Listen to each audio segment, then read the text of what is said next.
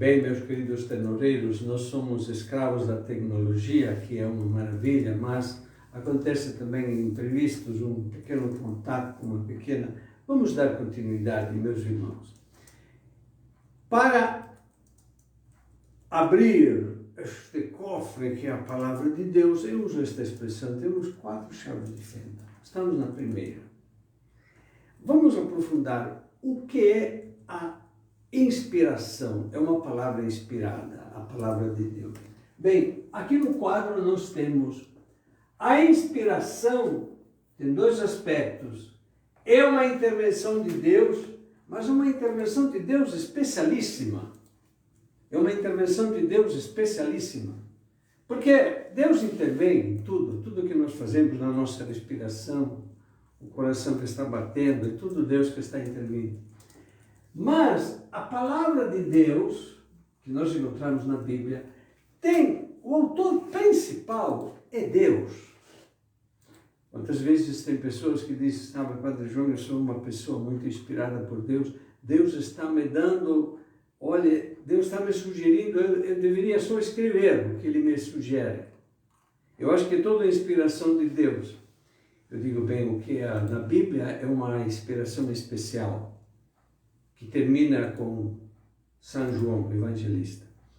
Mas é curioso que este autor principal, que é o dedo de Deus, se serve de um autor instrumental através de uma iluminação especial sobre o agiógrafo. Vamos repetir. Não é que se trata que o agiógrafo escreve o que Deus está ditando. Não. Ele colabora. Ele tem uma inspiração, mas ele usa também a sua cabeça, a sua cultura. Imagine a cultura de um Lucas ou de um Mateus, que era um publicano, um homem instruído, culto, totalmente diferente de um Pedro, que era um pescador analfabeto, talvez se serviu de outro para escrever. Um São Paulo, a cultura que ele tinha se criado aos pés de Gamaliel, com outros agiógrafos que eram simples, não tinham em si uma cultura. Deus se serviu, não tinha cultura, aquela cultura que nós chamamos clássica, né? Bem, ele não é um autor instrumental, mas não simplesmente mecânico, é um autor racional. Deus se serve dos talentos do autor para escrever as suas obras. Bem, o efeito, já vimos, é a inerrância. Esta é a palavra, procurei no dicionário. A inerrância bíblica quer dizer que a Bíblia não contém erros. Mas como não tem erros, até tem alguns animais lá que aparecem que são ruminantes. Eu não lembro agora mais qual é o texto. E não é um ruminante. Não. A Bíblia, a inerrância bíblica se refere às verdades teológicas quanto à ciência, à interpretação do universo, como os cientistas, os astrônomos podem nos dar hoje, com todas as descobertas. Certamente não é a ciência, não é uma inerência científica, mas uma inerência teológica. Bem, mas hoje eu queria me aprofundar sobre este grande tema. Meus irmãos, não existe profecia e também não pode existir inspiração que passa ao povo sem passar pela hierarquia. E vamos explicar o que é a hierarquia. Bem, vamos fazer Jesus prega. Aliás, este esquema já tinha dado. Jesus prega, o povo escuta, é a palavra de Deus, não é escrita, mas é oral, está passando. E essa palavra de Deus pode até passar de geração em geração, mas também ao perigo de uma alteração, é claro. Jesus prega, os apóstolos, Jesus nunca escreveu, ou melhor, talvez escreveu aquela vez, lembra? O que escreveu lá na areia? O que escreveu na areia, Helder? Jesus escreveu lá na areia com o dedo lá. Quando a pecadora, sim, a pecadora, você lembra que ele escrevia? O que escreveu? Provavelmente escreveu os pecados dos safadinhos que queriam tirar pedras. Quando eles viram aqueles, cada um largou a sua pedra e foi embora. Mas, ao final, Jesus escreveu. Meus queridos, Jesus prega, tinha gravador, tinha... Não, todo mundo só escutava. Os apóstolos pregam, certo? Apóstolos pregam, tá bom? Vai passando. Agora na terceira fase. 1, 2, 3. Já aparecem alguns escritos. Quantos? Muitos. E destes escritos, são muitos, foram privilegiados os 4 evangelhos.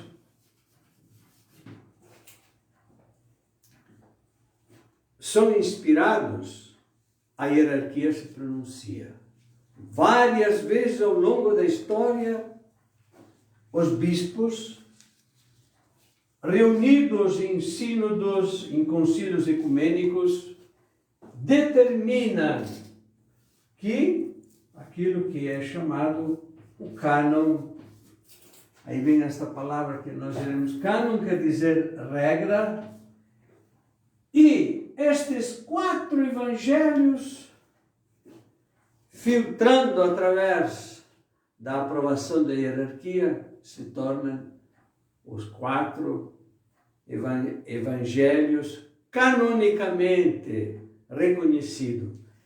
Sem uma aprovação da hierarquia, estes escritos podem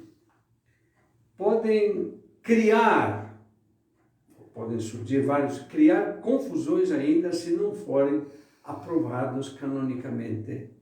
E nós agora vamos ouvir 2, aliás são 4 textos, 2 e 2, né? Para provar como a profecia sempre deve ter uma aprovação da hierarquia. Bem, sobre isso você sabe como ao longo da história teve tantas contestações da hierarquia. Bem, a Igreja Católica, digo católica, mas também a Igreja Ortodoxa, também, em parte, as igrejas reformadas, a Igreja Luterana, a Igreja Anglicana, até às vezes mais ainda, são apegados a esta tese que a profecia, quando falamos de profecia, entendemos também há várias pregações que estão feitas na igreja, deve ter uma aprovação da hierarquia. E, de fato, as maiores confusões houve ao longo da história é porque não reconheceram a hierarquia. Daí surgiram as várias heresias. Nós vamos ler, então, deixamos, então, o Júnior, poderia vir aqui. Meus queridos, gravem isso. Bem, eu poderia também escrever um pouco melhor, mas vocês estão entendendo. A hierarquia, quando se refere aos apóstolos, é a hierarquia apostólica. Sinodal quer dizer em conjunto, todos juntos. Quando em vez é só Pedro que fala, o Papa para nós, é uma hierarquia petrina, certo? Nós sabemos que ao longo da história teve um momento nos concílios ecumênicos que foi realmente chegaram à conclusão, os padres sinodais, que os bispos reunidos podem decidir, quando são a maioria, mesmo sem o Papa. E a este sínodo se torna, assim, infalível, de certa forma. É a última palavra. Bem, isso criou realmente, ao longo da história, grandes conflitos.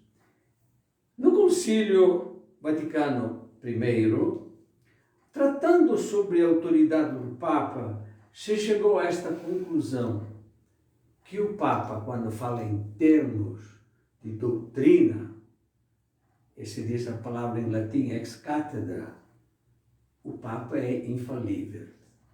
Isso criou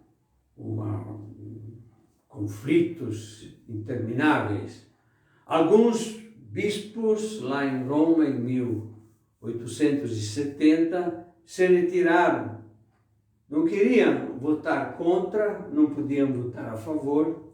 Não eram contra em si a doutrina, achavam que não era oportuno, que isso ia criar conflitos, sobretudo conflitos no campo político.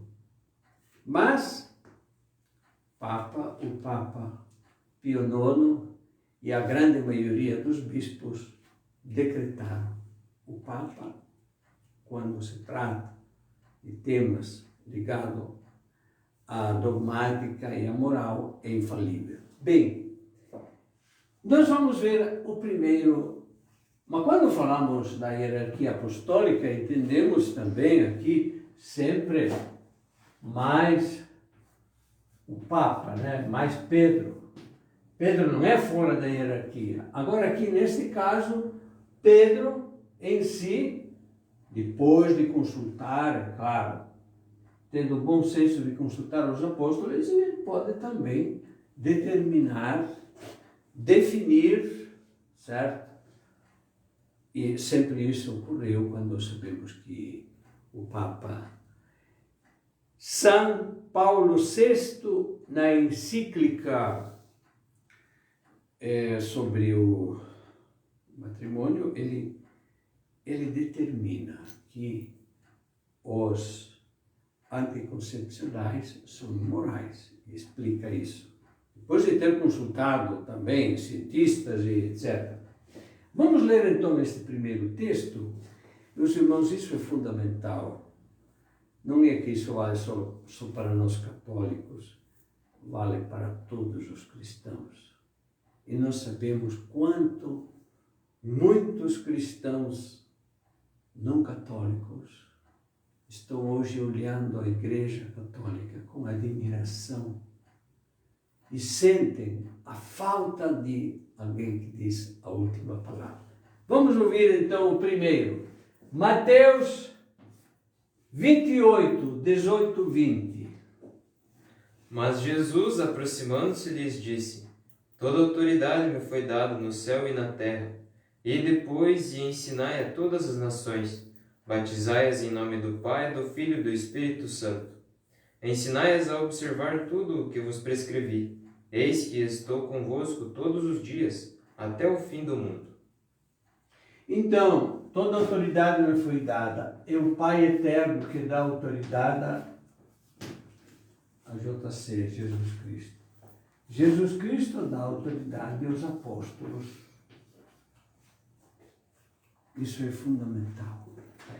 Bem, meus queridos irmãos, o que a doutrina que nós estamos explicando aqui é fundamental para continuar depois as nossas aulas de teologia. Se nós não admitimos este princípio que é a hierarquia vai ter direito à última palavra, certo? Vamos agora, Helder, vamos ver em São Pedro, não, espera, em São João. Estamos falando agora da hierarquia apostólica. João 20, 22, 23. Procurem na vossa Bíblia, sublinhe de vermelho. E a doutrina que nós estamos dando hoje é muito contestada.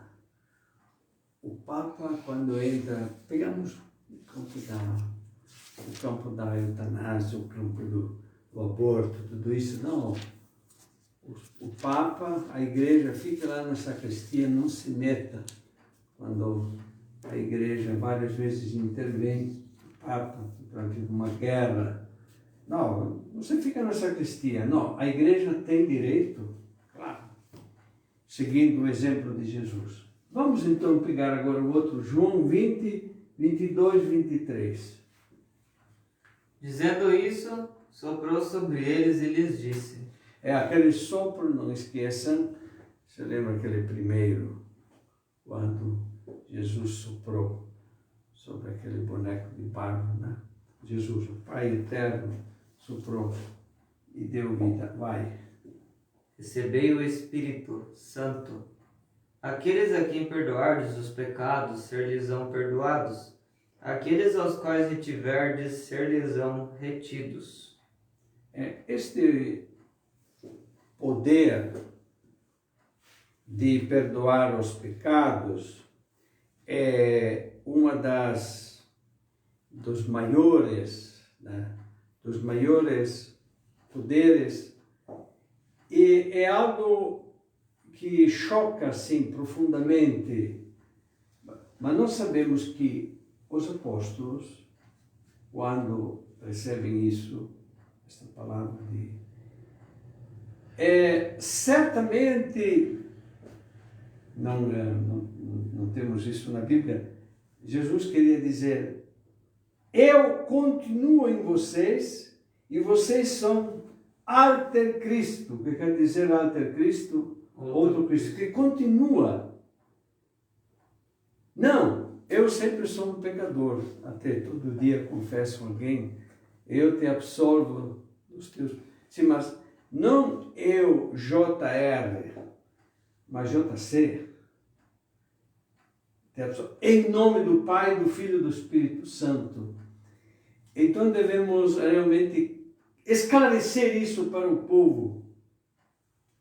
E Jesus disse aos apóstolos, está aí, claro, recebei o Espírito Santo, a quem perdoardes os pecados, para não criar assim uma confusão. Não, os apóstolos podem, in persona Christi, como se fosse o mesmo.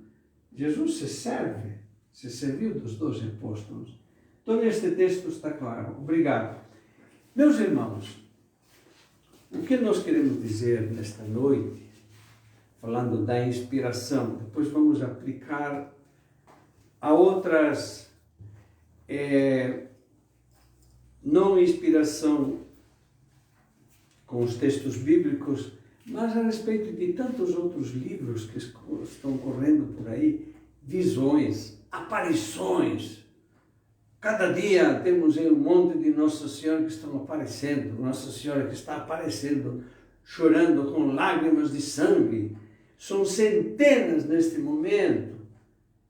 Se a igreja não intervém para discernir, vamos criar um monte de seitas, né? Quanto a esta segunda parte, a autoridade de Pedro é realmente clara. Esta autoridade especialíssima de Pedro. Ninguém pode negar isso. E os mesmos evangélicos hoje estão chegando também a estas conclusões da necessidade de um Pedro, que nós chamamos de Papa. Vamos ler então, você pode ler então, você faz a parte de Petrina, você faz a parte, espera, não sei o que nós já lemos, já isso. Agora vamos pegar de São Pedro. São Mateus, isso. Jesus então lhe disse: Feliz és, Simão, filho de Jonas, porque não foi a carne nem o sangue que te revelou isto, mas meu Pai que está nos céus. E eu te declaro, tu és Pedro, e sobre esta pedra edificarei a minha igreja, e as portas do inferno não prevalecerão contra ela. Eu te darei as chaves do reino dos céus. Tudo o que ligares na terra será ligado nos céus, e tudo o que desligares na terra será desligado nos céus. Depois ordenou aos seus discípulos que não dissessem a ninguém que ele era o Cristo. Bem, Meus queridos, está bem claro, neste primeiro texto, certo? Que Jesus deu a Pedro um ministério especial. Todos juntos, um ministério apostólico, falamos. Agora, Pedro é um ministério especial. Ele é efetivamente o líder. E Jesus já foi muito prático. Ele deixou os 12 com lideranças bem específicas. E, de fato, depois da Pentecostes, quem toma a palavra é Pedro, ninguém contestou. Estava Maria podia falar, Maria quietinha também ficou ouvindo, é uma presença super importante. Mas é Pedro que toma a iniciativa, é Pedro que fala, certo? Sempre na autoridade de Pedro, vamos pegar agora São João. São João, capítulo 21.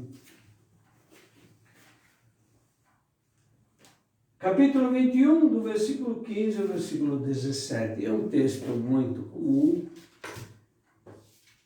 Jesus exigiu de todos os 12 uma entrega especial, mas depois ele pediu a Pedro 3 atos de amor. Parece um namorado, diz, você me ama mais do que os outros, E Pedro, a terceira vez, Pedro ficou triste, disse, mas como?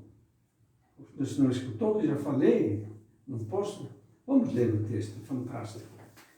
Depois de comerem, Jesus disse a Simão Pedro: Simão, filho de João, tu me amas mais do que estes? Ele lhe respondeu: Sim, Senhor, tu sabes que te amo. Jesus lhe disse: Apacenta meus cordeiros. Segunda vez disse-lhe: Simão, filho de João, tu me amas? Sim, Senhor, disse ele, tu sabes que te amo. Disse-lhe Jesus: Apacenta minhas ovelhas. Pela terceira vez lhe disse: Simão, filho de João, tu me amas? Entristeceu-se Pedro, porque pela terceira vez lhe perguntara: Tu me amas? Ele disse: Senhor, tu sabes tudo, tu sabes que te amo. Jesus lhe disse: Apacenta as minhas ovelhas. Palavra da salvação. Glória a vós, Senhor. Bem, meus irmãos, nós estamos fundamentando isso porque todos os escritos, Antigo e Novo Testamento, ao longo da história passaram momentos de dúvidas. Mas Jesus disse que responsáveis são os apóstolos e o Papa. Bem, o Papa é também um dos 12. Tem uma liderança especial. Bem, meus queridos, é interessante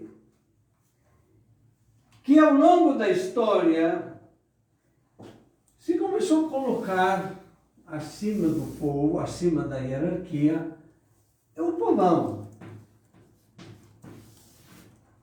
Quem decide é o povão. Quem decide é a maioria. Será? Vocês estão vendo, quando entrou esta teoria, que é a democracia o que é? Quando a maioria decide algo, vamos executar, a maioria decidiu. Bem, a Igreja Católica não é assim. A Igreja tem uma hierarquia, mesmo que a maioria pode até não aceitar, mas a Igreja continua pregando, às vezes, como uma voz que grita no deserto, mas é importante, né? Que a Igreja se pronuncie, diga a sua palavra. Eu gostaria, agora isso se refere à palavra de Deus, mas eu gostaria de fazer, nesta segunda parte, queria dar uma resposta a todas estas visões, aparições. Temos um monte de pessoas que se dizem visionárias, porque Nossa Senhora me revelou, porque, bem, eu gostaria, começando pelas aparições de Nossa Senhora, a Igreja deu uma aprovação a pouquíssimas destas aparições. Pouquíssimas. São centenas hoje. Algumas são até fantasiosas, não tem nenhum fundamento. Meus irmãos, hoje nós temos um povo, sempre foi assim, né? O povo quer milagres, certo? E corre onde tem milagre. Vocês não estão vendo? Que coisa ridícula. Milhões de pessoas indo atrás. Mas não estão vendo que são cafajestes, vamos dizer claramente, são bandidos alguns, ladrões, enganando o povo. E não tem santo que cura. É o desejo de milagres, de coisa extraordinária. Eu notei 3 coisas. Primeiro, nós temos um povo muito ignorante em fato de religião. Cada dia mais eu bato no peito também por culpa nossa. Faltam cursos bíblicos, cursos de teologia, catequese séria, profunda, dar respostas. E a religião se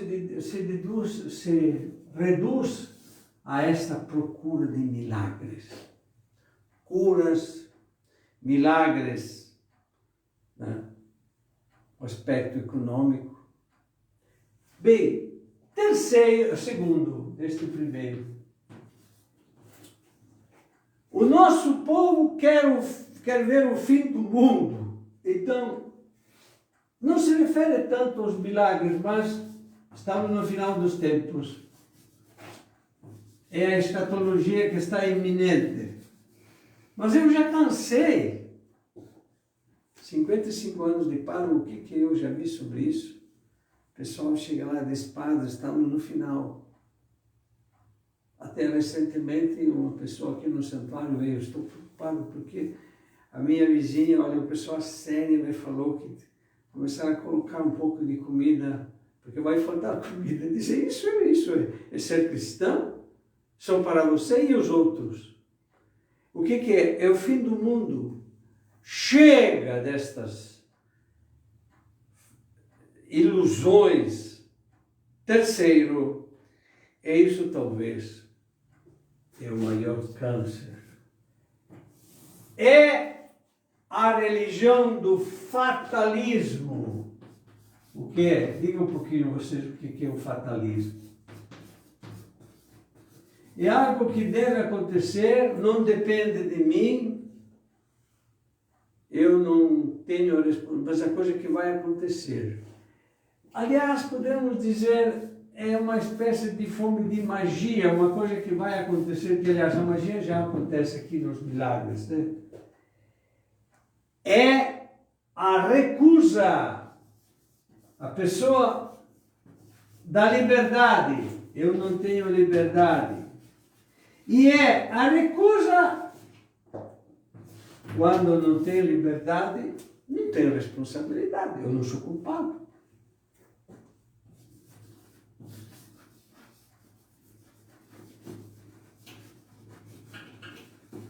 Meus queridos, nós estamos num problema central da religião. O que ocorre?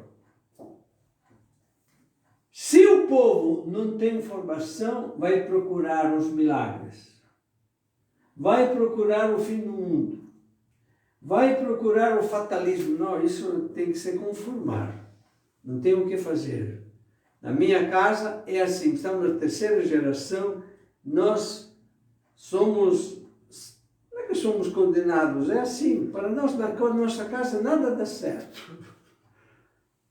olha, meu avô já, olha, é uma coisa que está. E depois, quando apela ao olho gordo, a inveja, sim, os outros podem ter inveja, mas não é que vão destruir a tua liberdade. Sobre isso nós devemos voltar, meus queridos. Há mais de 52 anos estou aqui no Brasil como missionário. E se há alguma coisa que eu sempre tinha procurado de fazer, é esclarecer isso. Quantas vezes o pessoal, a gente explica, o pessoal ainda está com medo de despachos. Eu lembro um senhor que me dizia, eu não acredito, mas eu não abuso. Eu disse, o que está dizendo eu não abuso? Se passo numa esquina lá que tem alguma coisa, eu já vou para outro lugar. Mas você está... Não, eu não tenho medo, mas é melhor não abusar. Sabe? Eu achei isso tão ridículo, né? O que você vai fazer? O pessoal não acredita.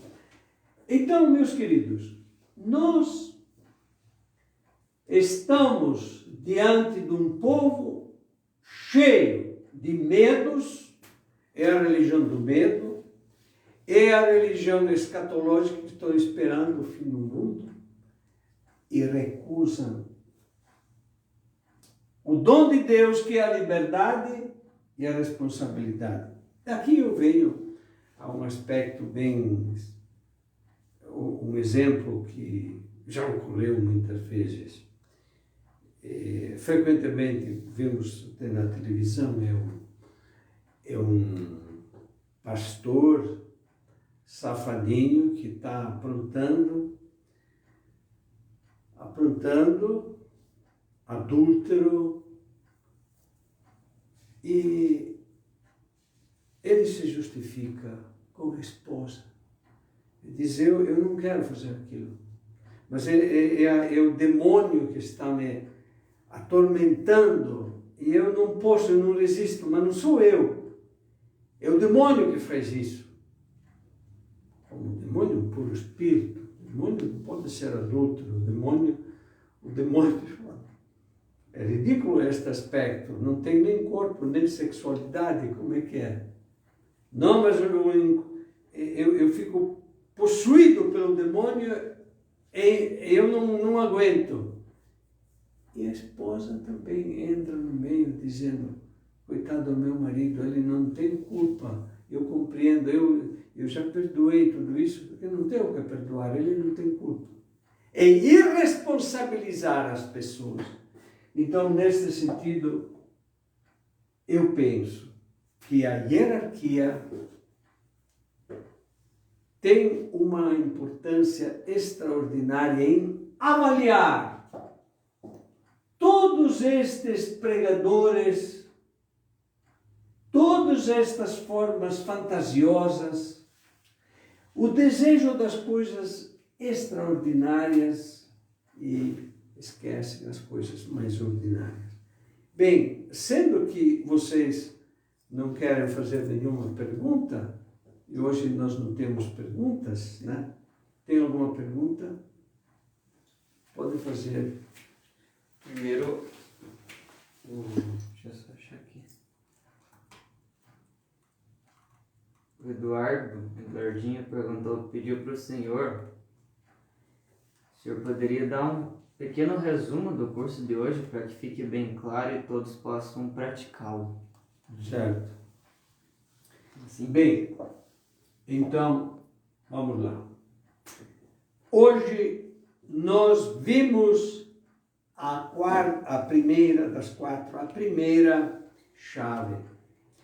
Nós, para saber assim, para conhecer mais a fundo, devemos partir que a palavra de Deus é uma palavra inspirada, especialíssima. Santo Agostinho escreveu as Confissões, também são inspiradas. Não são inspiradas como estas, certo? Agora, o que mais, Eduardinho, eu queria dizer, sobre isso não tem, a respeito da hierarquia. que definiu os livros inspirados. Portanto, nós acreditamos nestes livros. E lemos esta palavra de Deus totalmente diferente dos outros. Nós assumimos, acreditamos profundamente nesta palavra de Deus. Não tem comparação com outros livros. Eu hoje fiz uma explicação que a palavra de Deus, aliás, todos os escritos, não só da Bíblia, devem passar pelo filtro da hierarquia. Se não tem a hierarquia, uma aprovação da hierarquia, não há profecia. Não podemos acreditar. Agora, existem duas formas. Existe a hierarquia apostólica, os apóstolos, no caso os bispos, e existe uma autoridade especial, que é a autoridade de Pedro, que hoje nós consideramos a autoridade do Papa Francisco. Por que eu fiz esta introdução, esta explicação? Porque nós temos hoje milhões de católicos que estão contestando o Papa. Tá bom, faça uma outra igreja, saia desta igreja. Mas é possível que vocês... Não, mas eu não concordo com o Papa. Tá bom, tem outras formas, escolha, né? Em 1980, o Papa chegou em Curitiba e na minha paróquia um grupo de evangélicos, ele diz, onde é que se viu? Isso é a papolatria, adorar o Papa, correm lá, se ajoelham. Eu disse, o que você acha disso? Eu acho isso tudo errado. Mas você é obrigado a fazer isso? Não, mas eu acho que devemos alertar o povo. Diz, bem, eu acho que deixamos as pessoas livres. Meu amigo, isso é um problema de nós católicos. Vocês reúnem os vossos crentes, chamem os vossos pastores, não sei quem, façam o que quiserem. O problema é nosso, deixa fazer. Não é uma coisa, não é nenhum crime ir ouvir uma pessoa que fala do amor de Deus. Mas eu acho que aquilo é um fanatismo. Você não acha que é muito pior do que outras aglomerações, esporte, ou até às vezes lugares de pecado, de milhões de pessoas que estão se apinhando lá, não nas coisas de Deus. O Papa só está dando coisas boas, eu dizia. O problema é nosso, não se preocupe. Você não é obrigado a ir. Nós acreditamos que a Igreja Católica, às vezes se usa a palavra, é democrática. Aqui que essa democracia, você sabe que quando entrou esta palavra democracia, os papas, nós pensamos no Papa Gregório XVI, né? Foi antes do Papa Pio IX, né? Ele já tinha condenado, e depois, mais ainda, Pio IX levantou a voz, vários documentos, eram contra, sim, tudo aquilo que era democracia, mas também coisas modernas. Nós sabemos que havia até restrições, quando apareceu o trem, né? Disse, esse negócio aqui vai perder todos os nossos... Eram medos, assim, exagerados, né? Mas, Eduardinho, saiba isso hoje, que não existe profecia sem uma hierarquia que aprova. E o que dizer, então, hoje de todas estas religiões que estão aparecendo, seitas? Bem, nós não devemos nos deixar influenciar, devemos ajudar, orientar. Às vezes parece inútil, porque é tão grande as redes sociais tem um poder tão grande de convencer que o pessoal acaba indo atrás de quem grita mais alto. Então, também a Pocchiola faz uma pergunta. Ela diz assim: Jesus pede 3 vezes a Pedro para lhe manifestar o seu amor e compensar o futuro triplo renegamento que ele fará? Há um paralelo entre esses dois? Sim, foi feito isso, mas eu acho que esse negócio de 3 é relativo, porque de São Pedro, as 3 vezes, pode ser que foi até mais do que 3 vezes, né? Não é tanto em termos numéricos, este número é assim simbólico de uma pessoa que é inconsistente, né? Pedro impulsivo dá a resposta sem pensar.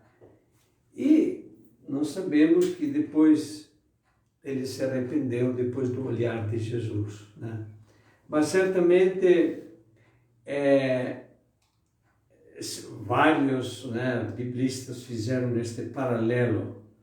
O Pedro que renega e o Pedro depois da ressurreição. Isso aconteceu. O capítulo 21 de São João é depois da ressurreição. Pedro que também faz a sua profissão, antes era um negar, agora é um gesto especial de amor. E Jesus reconfia a liderança a Pedro. Tem um comentário bem interessante do Rodrigo Bedrum, do catequista. Ele fala assim: na faculdade de administração, a hierarquia da igreja é apresentada como um exemplo, simples, enxuta e que funciona. Também na atualidade, com papas, cardeais, arcebispos. Isso é muito bonito. Também os dogmas incontestes por católicos devotos, acreditando na infalibilidade em matéria de fé e de moral. Parabéns à Santa Igreja. Vamos dar como esse sistema, né, o funcionamento hierárquico da Igreja é muito eficaz. Sim. Né? Bem, eu poderia dizer, sem entrar assim em nenhuma polêmica, eu lecionei e continuo estudando muito a história da Igreja e posso dizer isso. Não tem né, ao longo da história nenhuma instituição profundamente humana, pecadora também, mas uma instituição tão bem organizada como a Igreja Católica. E de fato, vejam bem, pegamos no campo da diplomacia, né? Mas não existe nenhuma autoridade. O Papa fala, o pessoal escuta, ele representa, é uma voz de autoridade. E podemos dizer assim, sabe, Rodrigo, que todos invejaram isso. O primeiro, quer dizer, um dos últimos, né, é Hitler. Adolf Hitler queria ter os seus soldados celibatários para se dedicar só a ele. Queria tomar o lugar de Jesus. E claro, estes militares casam, tem que cuidar. Não, ele queria unicamente. Não só, mas Hitler invejava tanto a Igreja Católica, porque a Igreja Católica, já naquele tempo, 70, 80 anos atrás, já havia milhares e milhares de pessoas consagradas, missionários, sobretudo. E Hitler não conseguiu um exército de voluntários como tem a Igreja Católica, certo? Então, efetivamente, isso é admirável. A organização. Pegamos o caso, por exemplo, Vamos ver assim, eu queria fazer um exemplo a respeito da escolha dos bispos. Diz, não, quem escolhe os bispos é o povo. O povo escolhe seus padres, o povo escolhe os bispos. Isso já ocorreu na igreja. Efetivamente, nós vimos que dentro é muito relativa assim à liberdade. Por exemplo, em Roma, no início havia todo aquele fervor. Eles escolhiam, no meio dos padres, eles que achavam o melhor. Mas é todo um povão que... Mas entraram no meio, eu chamo os medalhões da paróquia, os mais ricos, os mais poderosos, os mais cultos. E estas madames lá de Roma queriam colocar os próprios filhos como papa. E houve lutas ferrenhas entre estas famílias para colocar os seus filhos. E foi uma das épocas mais tristes na história da igreja. Eu sou um filho voluntário de João Paulo II. Filho de colono, uma pessoa tão simples, chegou a ser papa. Mas como é possível isso? A maior autoridade dentro da igreja. Por que isso foi possível? Porque toda a formação que teve no seminário e depois na escolha dos bispos, não. A democracia às vezes está nas mãos de uma meia dúzia de safados. Esse negócio de democracia, entendido neste sentido, né, é certamente o maior engano. A democracia requer um povo educado, certo? E nós, aquilo que nós estamos fazendo, não é que nós somos contra a democracia, não. Tem vários sentidos aqui, nós estamos falando sobre a verdade, não é a maioria que decide sobre a verdade. Porque a maioria pode ser que estejam fora da verdade. Quantas vezes em encontro de jovens perguntam, quem é a favor de... A maioria são a favor, mas essa não é a doutrina bíblica, né? Então vocês estão vendo, nós estamos diante, Rodrigo, diante de uma comunidade mundial atualmente, né? Todos estão procurando a verdade. Agora, nós já temos essa garantia que, obedecendo a hierarquia, nós podemos estar da verdade. E se realmente muitos contestam, né, sobretudo hoje, a contestação ao Papa, bem, se é fora da igreja, contestem, façam, mas nós dentro da igreja, a disciplina da igreja é esta. Você quer ficar? É isso. Você não é obrigado, né? Mas alguém diga. O Gilmar, ele fez 2 perguntas. Vamos fazer. Mas nós também podemos ser inspirados a interpretar a palavra de Deus? Sim. Nós podemos ser inspirados, mas nós aconselhamos, em primeiro lugar, estudar profundamente a Bíblia, estudar as introduções. Também nós podemos ser inspirados, mas, repito, sempre passando pelo filtro da hierarquia, passando através de biblistas que também têm uma aprovação, assim, da hierarquia. É sobre isso a gente acompanhou, quando lecionava lá em Curitiba, estes estudantes que faziam umas contestações que não era fácil controlar. Quando eu comecei o estudo sobre Lutero, aí estes meus alunos, que era o achismo, eu acho, mas não é bem isso. A ciência histórica não é eu acho. Vamos ver o que é. E todo mundo dizia, Lutero talvez é o único santo que teve na história e que a igreja não teve coragem de canonizar, porque este era um santo. Eu disse, tá bom, isso é uma tua opinião. Então agora vamos ver quem é que foi. Valores, certamente Lutero tinha, mas também muitos antivalores. Qual é a outra pergunta? Ele diz, por que tantos padres estão escandalizando o povo? Estes padres não estão respeitando a hierarquia? Bem, mas nós podemos dizer, não é que sejam muitos padres, certamente eu trabalhei na formação de padres. E quando me dizem assim, não, este padre não teve formação, eu posso dizer o que nós procuramos lá em Curitiba, né? São 100 e poucos padres que nós trabalhamos na formação. Eu acho que eles se deixaram levar por todo um conjunto da secularização. Começaram, então, e depois a fragilidade humana. Eu vejo, bem, eu acho também alguns talvez não deviam ser padres.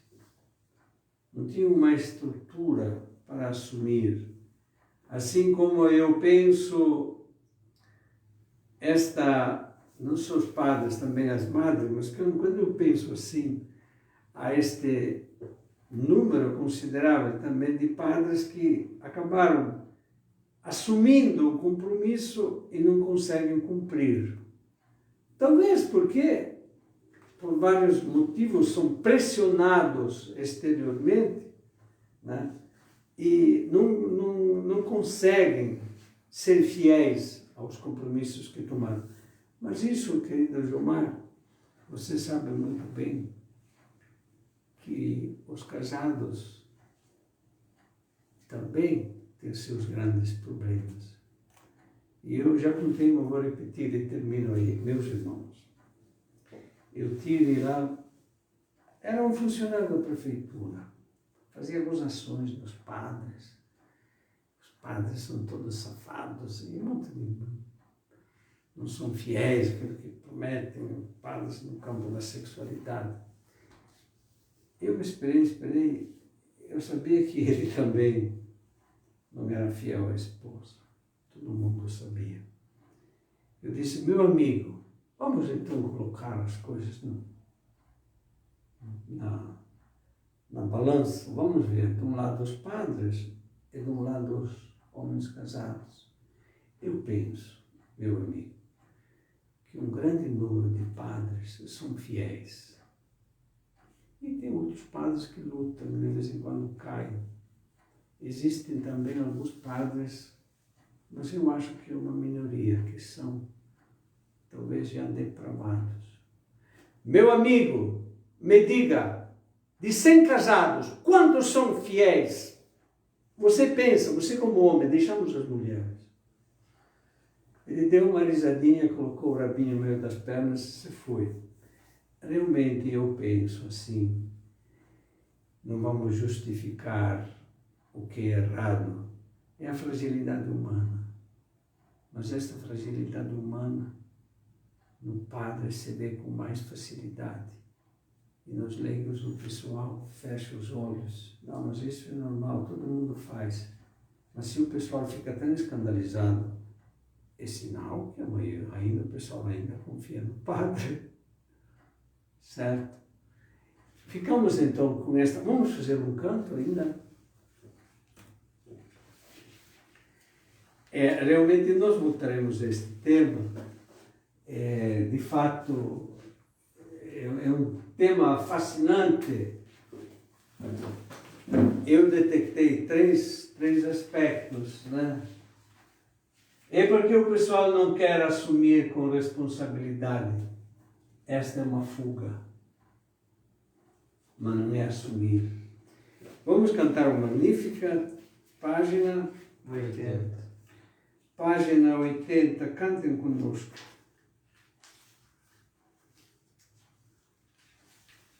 Bem, eu queria avisar a todos que, como o 1º de outubro, A nossa igreja vai ficar aberta de manhã às 6h30. Quem quiser vir na missa, venha. Tem um lugar aqui para todos.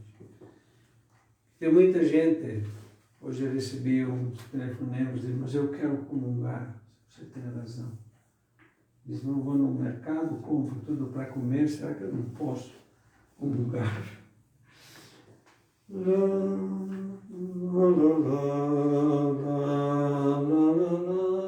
Você faz uma, depois na segunda nós fazemos outra.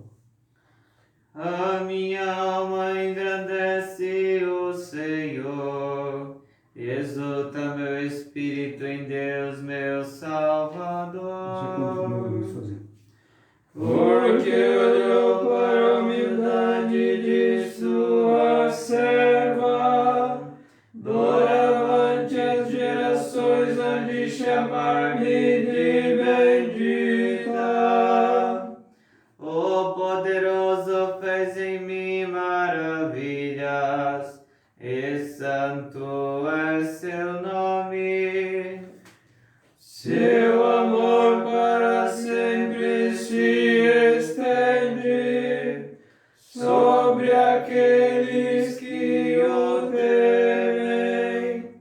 Manifesta o poder de seu braço, dispersa os soberbos, derruba os poderosos de seus tronos e eleva os humildes. Sacia de bens os famintos, despede os ricos sem nada. Acolhe Israel, seu servidor, fiel ao seu amor. Como havia prometido a nossos pais, em favor de Abraão e de seus filhos para sempre. Glória ao Pai, ao Filho e ao Espírito Santo, como era no princípio, agora e sempre. Amém. Eu não entendi no início, então não. Eles começaram a fazer perguntas e todos, como é que no início não podia, quando parou de funcionar, como é que foi? Você recolocou? Não entendi. Começou pelo celular dele. Pelo celular e depois voltou as perguntas, como é que chegaram? Eles mandaram lá na transmissão. Na transmissão. Porque a gente não entende assim, a gente é ignorante. O Senhor esteja convosco. Ele está no meio de nós. Pela imposição das minhas mãos, pelo ministério da igreja, o Deus de toda a ternura nos guarde e nos proteja, no meu Pai, do Filho e do Espírito Santo. Amém. Vamos em paz e o Senhor nos acompanhe. Graças a Deus.